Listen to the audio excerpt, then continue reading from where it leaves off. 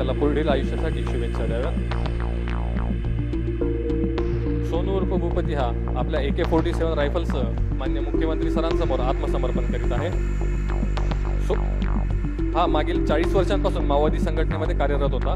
महाराष्ट्र शासनाच्या एकूण 60 लाख बक्षिसासह सर्व राज्यांमध्ये मिळून भूपती उर्फ सोनू याच्यावर एकूण 5.5 कोटी रुपयांपेक्षा अधिक बक्षीस जाहीर केले होते।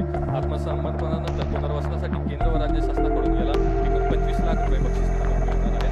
तसेच दिनांक 1 जानेवारी 2025 रोजी भूपती उर्फ सोनू याची पत्नी DKSZCM तारका श्रीराम हिने मान्य मुख्यमंत्री तथा गृहमंत्री महाराष्ट्र राज्य श्री देवेंद्र फडणवीस सर यांच्या समोर आत्मसमर्पण केलेले होते। मान्य मुख्यमंत्री तथा गृहमंत्री महाराष्ट्र राज्य श्री देवेंद्र फडणवीस सर यांच्या प्रयत्नांमुळे इतक्या मोठ्या प्रमाणावर मार्गभर भरकटलेले माओवादी सदस्य आत्मसमर्पण करून ते लोकशाहीच्या मुख्य प्रवाहामध्ये सामील होत आहेत व त्यांचे जीवन सुखकर होत आहे। याबद्दल आजच्या या कार्यक्रमाप्रसंगी सोनू उर्फ भूपती याची पत्नी तारका श्रीराम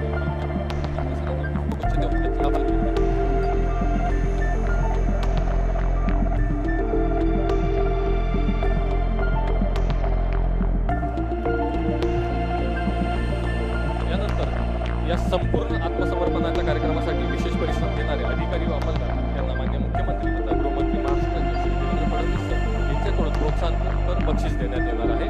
मी मान्य सरांना विनंती करतो की सरांनी आपल्या हस्ते या बक्षिसाचे वितरण करावे।